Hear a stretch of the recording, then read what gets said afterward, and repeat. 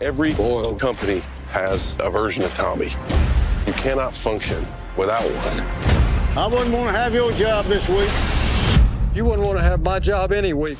We don't know a lot about Tommy's life before his family kind of takes it over. And I'm wondering, in the years beforehand, in your mind or when you were thinking about the character, how much is his mind on his family? How much has the work kind of taken over his whole existence? Do you have any sense of what that was like? Yeah, I think the job did take him over because it's a hard job, and you're on the road all the time, and you're out in the oil fields all the time, or you're going over to talk to the boss and explain why something didn't happen right. And so a landman is the guy who's in the middle of everything. It's an exhausting job, and it does take you over. I got a feeling that he's got guilt feelings and would love to have the family there, but doesn't know how to handle it.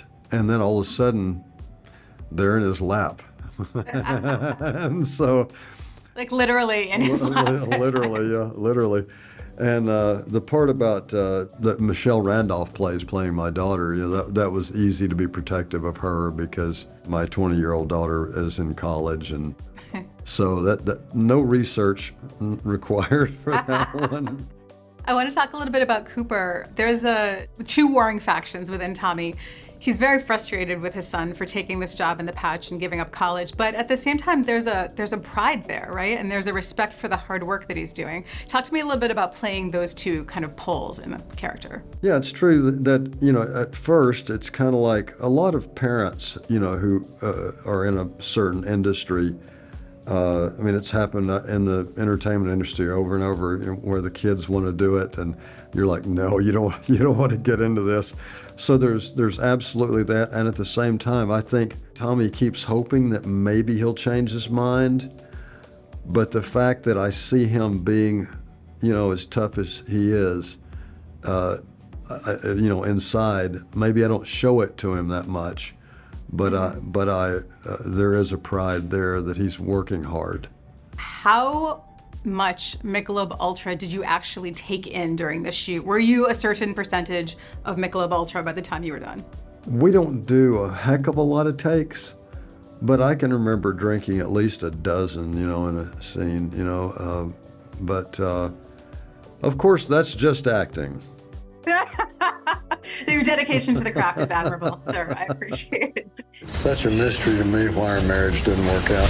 Oh, you like that? No, I don't like that. Angela turns on a dime.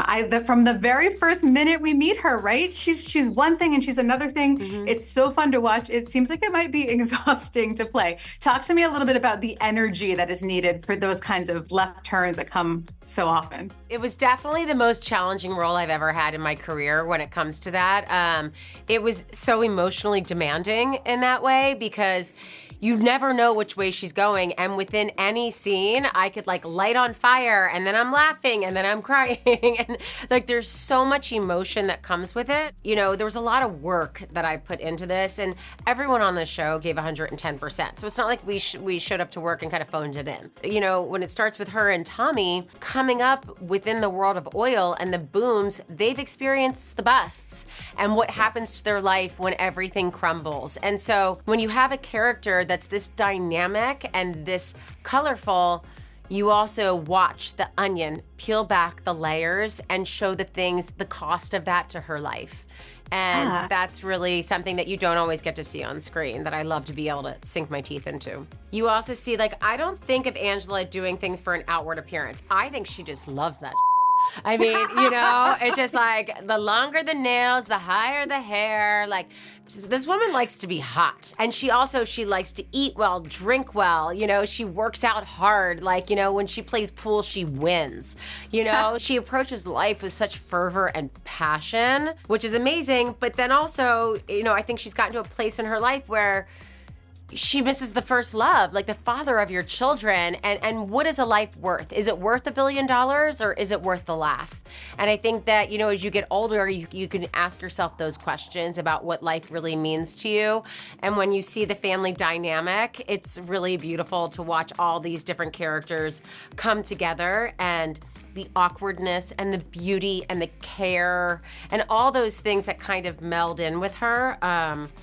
Like, I love the relationship with Cooper. I mean, all of it is just like, it all kind of unfolds in such interesting ways.